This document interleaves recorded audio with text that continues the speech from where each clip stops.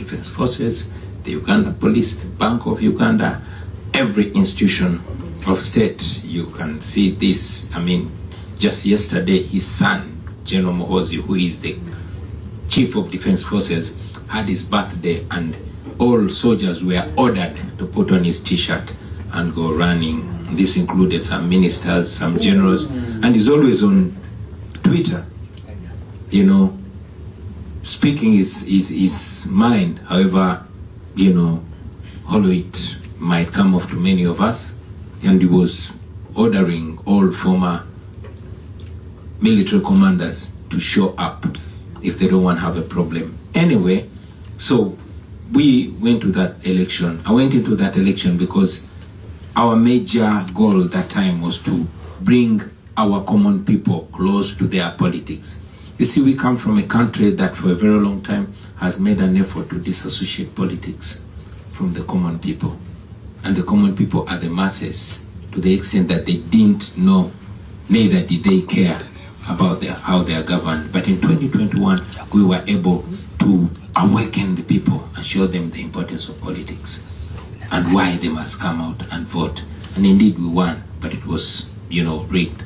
So coming back to contest in 2026 was a huge debate. Personally, I had endured so much. I'd seen hundreds of my friends killed. For example, 19th and 18th of November 2021, hundreds were massacred on the streets, although the government only acknowledged killing 54. So I didn't want to run again. But again, we needed to use the election. Again, since it's the only opportunity we get to speak to the people, we are heavily gagged, heavily controlled, heavily, you know, intercepted everywhere. So we ran again. This time we had a mission to unite the people of Uganda, but also to be able to reach every corner of the country. That was our only excuse to speak to the people, because I was a presidential candidate. And indeed, the presidential campaign was given 112 days, and I was campaigning every single day of those 112 days. I reached every corner of the country, of course amidst tear gas and bullets, and we were able, you know, to once again awaken the people of Uganda. Of course, it called for more brutality now because the people were more charged. As we speak now, people are being abducted. As a matter of fact, as soon as we cast, my wife and I, as soon as we cast our vote and returned home, we were immediately surrounded by the military. We knew it would happen, but this time it was more, because by the time we had the election, the internet was switched off 2 days before. Radios and TVs were switched off, those that were not pro-regime.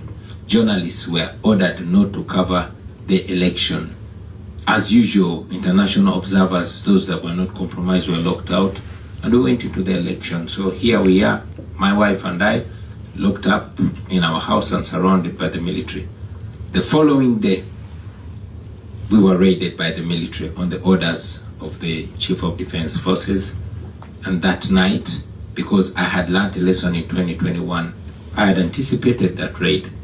And our friendly people within the forces had warned us that there was an order from the Chief of Defense Forces, who is the son of the president, that I should be disabled fundamentally. Whatever that meant, for me, it rang a bell.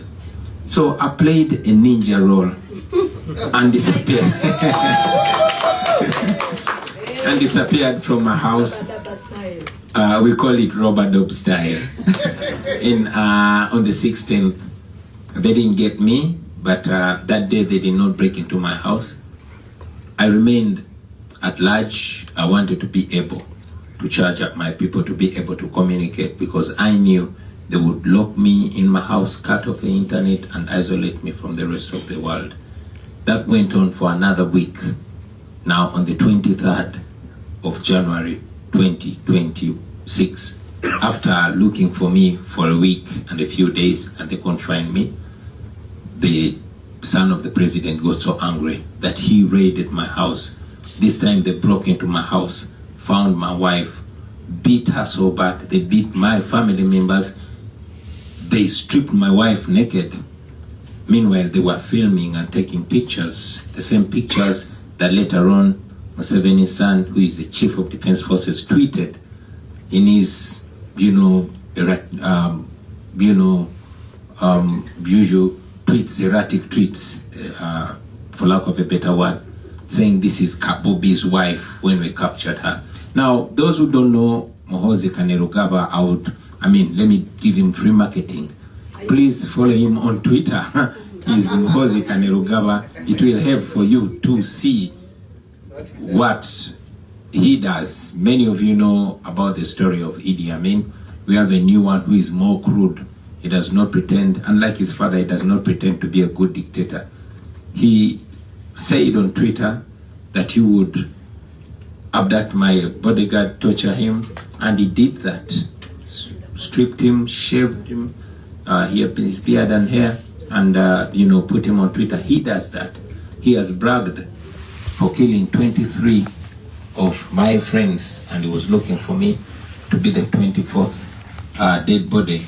He once again also ordered me to show up in 24 hours or they will find me and kill me. And when I didn't show up, he gave an order publicly that I should be delivered dead or alive. He also ordered publicly that I should be castrated. So the military and the police mounted roadblocks everywhere in the country. He wanted your balls. Looking for me. Yeah, looking for me. When they didn't find me, they kept raiding my friends, members of parliament and all that. He raided the home of my personal assistant when he didn't find me, because he was looking for me. When he didn't find me, they abducted the wife and kept her in a military barracks for 37 days. And in those days, we don't know to the extent